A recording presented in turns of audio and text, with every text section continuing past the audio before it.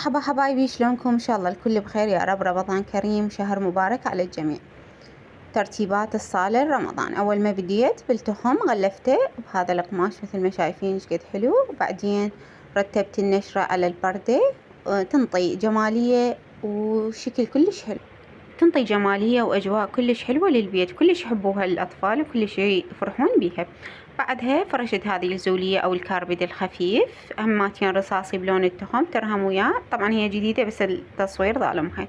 وأكيد لا ننسى العلاقة مالت الباب اللي مكتوب عليها رمضان كريم. وبديت أحضر بالركن الرمضاني مالتي. أول ما بديت خليت هذه المراية على شكل ستاند، خليت عليها الزرع والبخور والمبخرة وأكيد الملقط. المبخرة كلش حلوة مكتوب عليها رمضان كريم.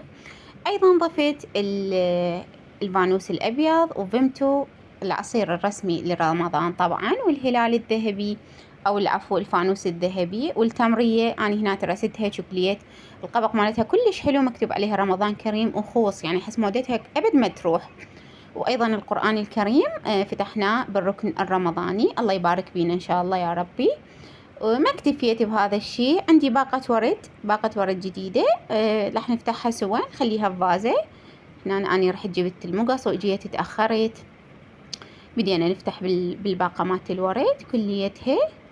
طلعنا الوردات الجميلات وفازة، وأيضا راح نخلي بيها مي، راح تنطي جمالية للركن كلش حلو. راح تطلع يعني الورد بالبيت ينطي أجواء، ينطي بهجة. ترسناها مي أكيد وخليناها. عندي نشرة كهربائية، حاوطت الركن الرمضاني بالنشرة الكهربائية داير ما يدور، مثل ما تشوفون الجمال كلش حلوة، تنطي بهجة، تنطي سرور. الأطفال يحبوها، يعني قبل الكبار يحبونها الأطفال.